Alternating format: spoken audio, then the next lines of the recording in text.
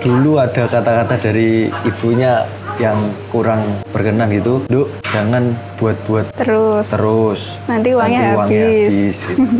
Modalnya cuma 500 Kak dulu. Meja satu, lainnya bahan milk crepes. Hari pertama jualan dapat 480.000 itu udah seneng banget.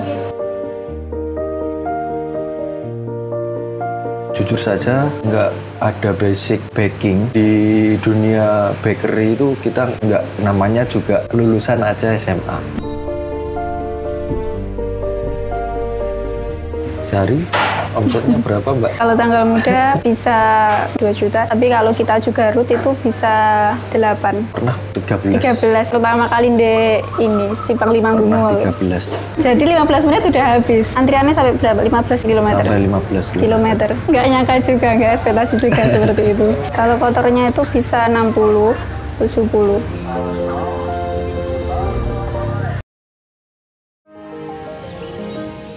Dulu mbaknya ini iseng-iseng buat milk crepe karena terinspirasi oleh orang luar negeri itu Kak. Kan namanya orang pacaran ya Kak, kalau cuman keluar aja kan bosen, ngabisin uang juga. Iya kan. Terus akhirnya ayo coba buat ini gitu, siapa tahu nanti malah jadi jalan rezeki. Pertama-pertamanya kita nyoba dulu juga, nyoba-nyoba, trial dan error. Awal-awalnya tuh benar-benar nggak bisa buat dimakan lah, karena emang otodidak kan, nggak ada basic di dunia baking atau tata buka, nggak ada. Akhirnya lambat laun sekitar 1-2 minggu ya itu dulu. 1 bulan. 1 bulan malahan, Iya. 1 bulan trial error. Akhirnya di hari terakhir itu kita mantapkan untuk jualan sama masnya. Produk pertama apa Mbak? Milk crepes itu. Crepes itu. Itu cake layer, cake yang tipis-tipis terus di layer, bertumpuk-tumpuk sampai 20 layer gitu. Kebetulan di Tulungagung belum ada yang jual, baru pertama kali kekinianku yang jual. Dan alhamdulillah itu dalam kurun waktu 2 hari ya, 2 hari langsung rame karena viral di TikTok, seperti itu. Saya perannya juga mensupport mbaknya ini. Terus dia kan sebelumnya jadi milk crepes, maksudnya memang benar-benar jadi milk crepe itu dulu ada kata-kata dari ibunya yang kurang berkenan gitu, Duk, jangan buat-buat terus. Nanti uangnya habis. Gitu. Tapi alhamdulillah atas izin Allah juga dikasih rezeki mulai dari milk crepes itu Mas. Punya tabungannya dulu sebelumnya itu kan dari kecil emang suka jualan. Terus waktu corona itu saya bikin bisnis kaos tie dye yang waktu viral zaman dulu, kaos tie dye yang kaos putih di warna-warna itu, tabungannya dari situ. Jualnya di Shopee dan alhamdulillah juga laris dulu. Tapi sekarang kaosnya masih challenge juga? Udah enggak. Vakum. Iya.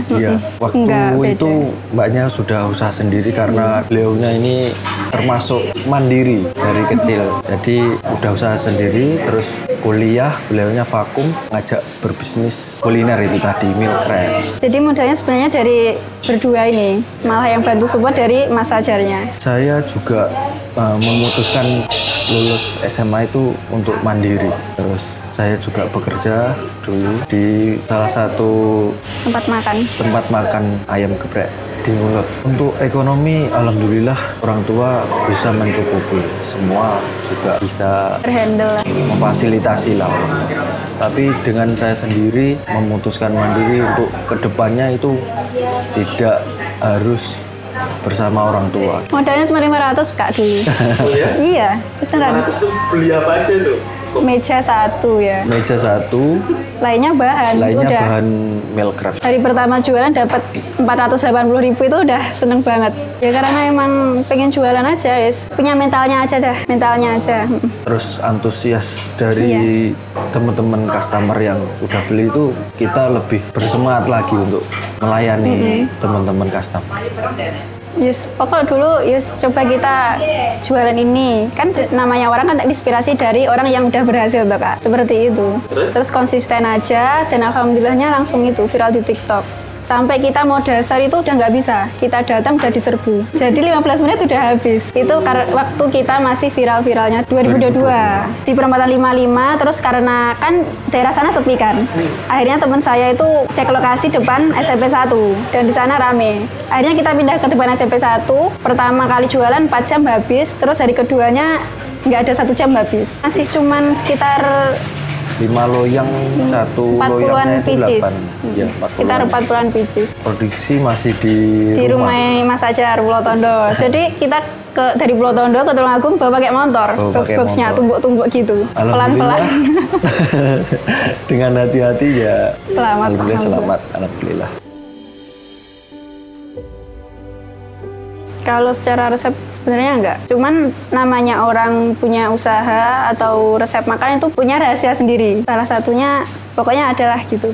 Biar mempunyai ciri khas lah. Kalau katanya customer pelanggan setia kekinianku itu milk crab-nya lembut. Terus nggak bikin enak, beda sama yang lain. Alhamdulillahnya seperti itu. Produksinya. Soalnya buatnya milk crabs itu nggak bisa 1 jam selesai. Dulu saya sama masnya itu tidur cuman 5 jam sehari. Bikin whipped cream. Whipped cream belum punya standing mixer yang mixer duduk itu belum punya kan. Namanya juga masih meritis. Jadi kita pakai hand mixer, itu pun hand mixer punya orang tua masing-masing. Jadi pakai tangan pegel. Mixer whipped cream itu sampai 4 jam sendiri. Terus belum bikin kulitnya bisa sampai 3 jam. Sampai lupa makan kadang. 2022 berarti kalau 2025 3 tahunan. Kurang lebih. Alhamdulillah kita menjaga kualitas pertama, kedua terus berinspirasi dengan berkembangnya zaman atau produk kita. Jadi tidak cuma milk crab saja Kak, kita jual. Apalagi gen milenial, gen Z sekarang kan suka yang viral-viral, yang unik gitu. Jadi kita juga nuruti mereka lah. Kak buat ini dong, Kak buat ini dong gitu. Requestan, inovasi. Jadi kita juga ditekan oleh customer juga berinovasi juga. Alhamdulillahnya punya lingkungan yang positif dan baik juga. Iya. Trial and error lagi. Kita jujur saja nggak ada basic baking di dunia bakery itu, kita nggak, namanya juga lulusan aja SMA, nggak punya basic bakery. Maupun mbaknya ini juga meskipun lulusan kuliah, mungkin dek marketingnya malahan aku, bukan basicnya. Ya itu tadi dek sosial media sama kualitas saja, konsisten upload sama buat kontennya itu yang menarik customer aja. Marketingnya di situ. Mungkin dari prosedur awal buat milk crabs lah sampai jadi milk crabs seperti itu kan, teman-teman itu biasanya Kak sharing dong caranya bikin ini, caranya bikin itu, seperti itu. Jadi juga edukasi Kak, berbagi ilmu juga, meskipun cuma sedikit, tapi teman-teman kan sebelumnya nggak tahu jadi tahu. Jadi gitu. Kayak gimana sih bikin whipped cream yang kokoh, punya aku kok dipanasan 15 menit udah leder gitu, udah leleh, gimana sih caranya seperti itu. Jadi sharing-sharing juga di media sosial Kak. Kita juga biasanya sharing-sharing melalui live di TikTok. Di TikTok sih Mas. Iya. Terbesar di TikTok. Hampir 70-80-an lah. Sampai kita punya ide jualan keliling itu juga dari TikTok. Karena permintaan customer luar kota Tulungagung. Pertama kali itu di Blitar. Antusiasnya luar biasa sekali. Luar biasa sekali dan nggak nyangka saja nggak Mas. Nggak ekspektasi sampai gitu antusiasnya. Sampai ada yang dapat bagian. Terima kasih buat yang sudah support kita sampai sekarang. Kita juga nggak lupa ya untuk kebagian orang-orang itu. Sampai berapa antrian dulu? 100 nomor. 100 nomor antrian. Itu yang lebihnya itu nggak kebagian. Lebihnya nggak kebagian. Kita sebutnya on the road, jualan keliling. Itu pertama 2023 awal. Jualan keliling pertama di Blitar. Pakai mobil dari support orang tua lah. Itu pun mobilnya mobil Kijang zaman dulu itu yang panas itu. Mobil Kijang 2000 berapa itu? Apa 1900 berapa gituan. Yang jadul zaman dulu banget pokoknya. Sampai hujan itu orang-orang antusias banget. Hujan deras Milk crabs dulu kurang tahu dikenal di luar itu gimana, tapi antusiasnya Masya Allah. Manajemennya. Kan kalau di berkelan juga dikasih tahu caranya. Seumpama kita cari tempat yang strategis untuk jualan, terus gimana caranya jualan bisa menguntungkan kita biar nggak boncos gitu. Awalnya justru malah di tempat yang tidak ramai. Iya, ya itu. Akhirnya sama teman saya, sama sahabat saya, kok sepi ya di sini, apa kita coba di depan SMP 1, kita coba cek. Ternyata di sana ramai, akhirnya kita pindah ke sana. Dengan kan waktu di perkuliahan juga diajarkan seperti itu. Malah di 2022-2023 itu. 2022-2023 masih marak lah itu yang nyari milk crabs itu rebutan sampean Mas. Sampai kita mengadakan keep atau pemesanan melalui WA. Dulu jadi melayani customer itu melalui WA sebagian biar kebagian semua Kak. Kita dulu juga kewalahan ya. bikin sendiri karena Kak. Dulu sehari bisa sampai 15 wall, 15 bulat loyang itu. Seharinya satu wallnya isinya 8 sampai 10. Kalau sekarang kemungkinan 8 loyang. Soalnya kan ada desain yang lain, jadi customer bisa nyoba yang lain dulu gitu. Sambil nyoba yang lain, beli meal crab sama beli mochi atau beli donat gitu. Kalau untuk pure dapur sementara 5, terus untuk yang khusus penjualan itu ada 3, jadi totalnya 8. Kalau dapur banyak Kak, mereka sampai lembur sampai jam malam. Apalagi kan kalau besok kita ada jualan keliling ya. Jualan keliling lembur pasti terus. Lembur. Iya. Sampai sekarang jualan keliling. Alhamdulillah jualan keliling titik kumpul ada kurang lebih 12 lokasi. 12 lokasi. Kediri, Nganjuk, Kediri 7 titik, Nganjuk 2, 2, Nganjuk Kota sama Warujayeng sama Kertosono sama Blitar. sama Blitar. Konsepnya jualan keliling ya apa ya? Kita ke sana pakai mobil terus kita jualan pakai meja, udah gitu aja. Tapi sebelumnya kita share di TikTok lah. Share dulu. Jangan lupa Besti tanggal untuk sekian. Jadwalnya itu Kak. Jadwal juga nggak menentu, tanggalnya juga nggak menentu. Pokoknya kalau kita share di video TikTok, ya kita jualan keliling. Gitu. Alhamdulillah juga antusiasnya luar biasa. Sementara masih sementara. Buat ngontrol juga. Dari awal udah susah payah mempertahankan kualitas. Nanti kalau nggak dikontrol takutnya kan kualitasnya jadi beda kalau pure dipegang sama karyawan gitu. Kalau dari saya itu caranya bukan gimana-gimana ya, tapi biasanya orang gajian tanggal 1. Jadi tanggal muda itu kita banyakin stok, tapi kalau udah pertengahan sampai akhir, kita kurangi stok. Seperti itu. Jadi kan udah tahu alurnya, wah hari sekian, maksudnya tanggal 20-an lah, ini nanti mesti yang beli dikit. Karena biasanya gajiannya ada yang udah habis, tapi kan juga baru ada yang gajian, seperti itu. Terus untuk tanggal muda itu mesti banyak. Kalau meal crabs kan itu biasanya bisa 1 minggu, tapi tergantung penyimpanannya. Seumpama nih kalau orang-orang beli terus taruh kulkasnya campur sama bahan-bahan lain lah, itu nanti 3 hari ya udah nggak bisa dimakan. Juga terpengaruh juga. Tapi kalau khusus buat chiller, buat cake itu nanti ya bisa bertahan lama. Menurut saya pribadi semua susah. Soalnya mikirnya pertama produk kita itu banyak. Ada berapa produk? Nggak bisa 20 gitu. lebih produk itu menghandle satu-satu juga lumayan rumit. Bagi waktunya juga lumayan rumit. Jadi masih turun tangan lah kita. Nggak bisa meninggalkan dapur itu. Jadi ngontrol terus. Dari omsetnya berapa Mbak? Kalau tanggal muda bisa untuk bersihnya 2 juta. Tapi kalau kita juga root itu bisa 8. 8. Iya. Cuman jualan keliling aja 8 juta. Pernah 13. Pertama kali di ini Simpang 5 Gumul. 13. Antriannya sampai berapa? 15 km. Sampai 15 kilometer. Nggak nyangka juga, nggak ekspektasi juga seperti itu. Kalau kotornya itu bisa 60, 70. Mungkinan 50% kurang lebih ya. Tergantung sih ya. Tergantung juga. Kalau kayak donat itu nggak bisa banyak-banyak. Cuman kalau kayak cheesecake yang memang benar-benar bahannya itu mahal itu baru 50%. Iya. Tapi ya gimana lagi namanya punya usaha kan. Nanti kalau kita kayak menuruti self reward terus gagal. Lebih apa ya, investasi ya. Lebih investasi atau nabung. Kemungkinan beli tanah. Kalau untuk pendapatan itu mungkin ada di kayak oven terus mixer. Itu kan mungkin menuruti orang-orang itu cuman oven, cuman ini harganya segini, padahal enggak gitu. Sementara cuman itu aja sih. Sama ada yang lain tapi nggak usah.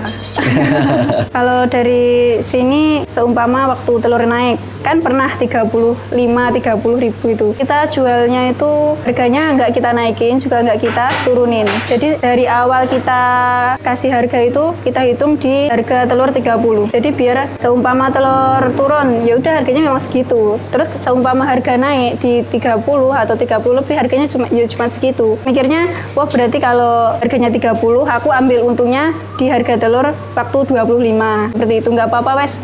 Berarti ini titik, tapi sementing berarti kan nak dewe untuk berarti akeh di pas telur harga 25. Seperti itu. Kayak whipped cream itu kan sekarang naik terus. Soalnya gara-gara ini, apa itu? Donald Trump itu loh. Iya, pengaruh dari pabriknya. Sebenarnya nyemantani itu cuman ya wes uang simpen aja loh, cuma gawe gitu. Hal-hal yang menurut ibu mungkin buang-buang gitu, kasihan lek kerja gawe kaos direwangi lembur kok mau mek nggih nggono tok. Karena gitu. Gini Kak, soalnya kita itu sebelum jualan itu nggak ada bilang sama orang tua atau orang rumah. Jadi ya diam-diam ya wis jualan. Orang tua taunya juga viral itu. Viral terus nyambangi lah intinya. Apa iya anaknya itu jualan? Tapi ya memang benar-benar jualan, memastikan gitu. Orang tua namanya orang tua itu pasti sama anaknya care lah. Jadi takut napa-napa atau gimana gitu. Ya seneng banget. Seneng. Awalnya aku sama Mas wis bene-bene ra usah omong bene. Kaget-kaget seneng gitu Kak. Alhamdulillah selalu support, selalu mendoakan. Kalau nggak support nggak mungkin dipinjemi mobil Kijang ini. Feedbacknya selain itu apa? Banyak Bapak ya Kak. Dulu kayak dulu kan belum ada showcase atau kulkas buat nyimpen meal crab. Dari orang tuanya Mas Hajar beliin showcase. Waktu pertama kali itu dibeliin showcase kecil ini. Terus ini kenang-kenangannya showcase. Kalau dari orang tua saya ya mobil buat kita jualan. Jadi saling support orang tua. Alhamdulillah. Ya menurut saya apalah kata orang-orang terserah menilai kita gimana. Tapi yang kita fokuskan itu untuk kedepannya ya wis memikirkan apa yang kita usahakan sekarang ini. Dan untuk menghandle semuanya itu juga cukup susah juga Mas. Kalau orang berpikiran seperti itu sih menurut saya kurang. Untuk menjalankan usaha itu siapa dulu kita? Nggak ada sih Kak, cuman kayak lihat di TikTok itu wah kayak kita mikirnya enak ya dia gitu, usahanya lancar, mobilnya rame, gimana kalau kita coba usaha juga seperti itu. Soalnya nggak nuju sama satu orang Kak, banyak inspirasinya. Iya.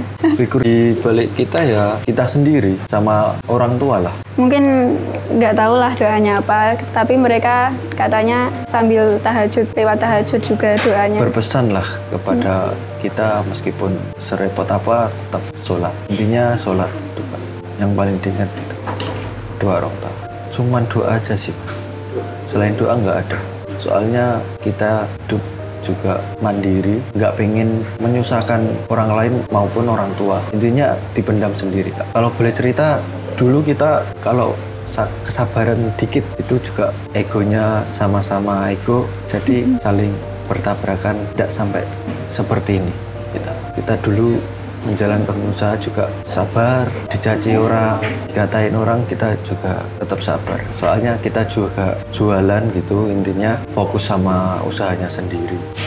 Terus lagi yang paling saya ingat itu produksi di rumah, tidur cuma 5 jam, produksi dari pagi jam 6, terus jam 10 itu sudah jualan. Terus lagi habis jualan, kita itu belanja Mas. Belanja lagi kebutuhan buat jualan besok. Terus buat itu sampai malam Mas. Sampai jam 12 sampai jam 1. Itu hal yang saya ingat sampai sekarang.